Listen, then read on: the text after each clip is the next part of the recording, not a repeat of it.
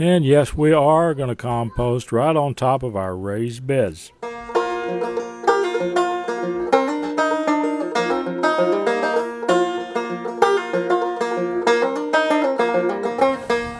And those are some of the manufacturers of my fertilizer right there.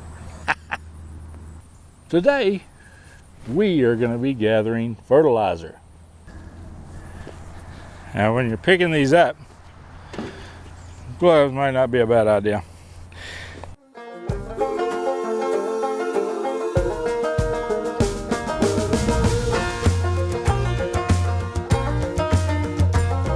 Now this one is dry, and I'm hoping I'm not grossing y'all out because I'm touching it with my hands, but it used to be grass.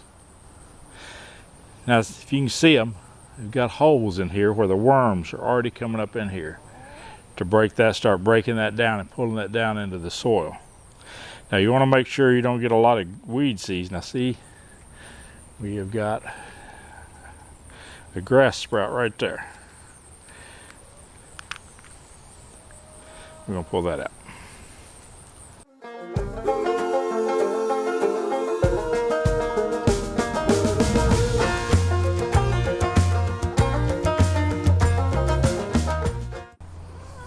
But make sure they're dry.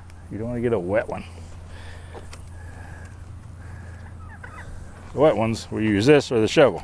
Now usually if they're in an open field, I'm not going to try to go gather a bunch of cow patties, but in a confined area like they've been here for a month or so, it's fairly easy, so that's why I'm doing it here. You can do it in an open field, it's just going to be more difficult.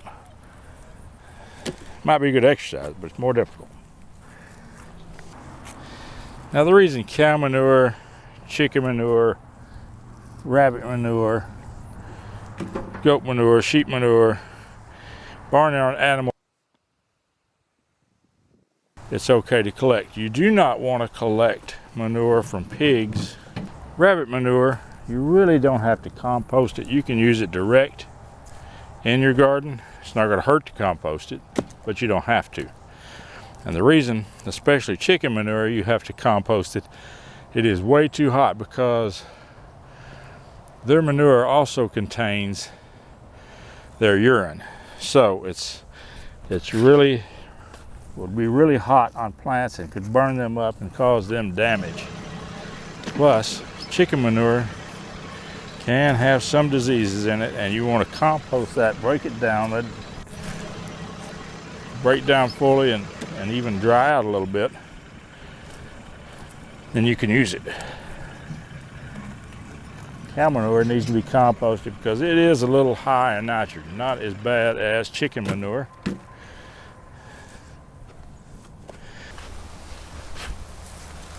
this stuff is compacted, so we're going to try to break it up and spread it around. Of course, we've already put the cow manure on the bottom. This is a mix: cow manure, hay, and dirt. I scooped up out of the feed lot over there. Their winter lot. Just want to loosen it up so air can get down in there. You want it at least 8 inches deep, which we've got here. We got well over 8 inches.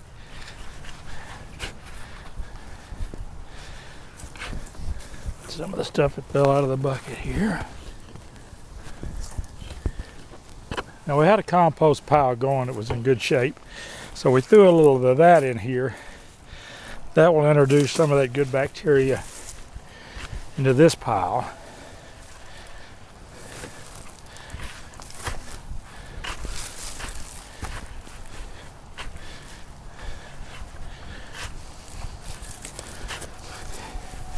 Now this goes about 6 or 8 inches below the top of this. So we've got, the depth is okay.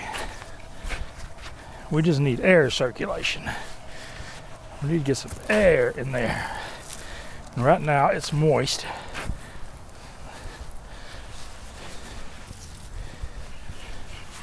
All right.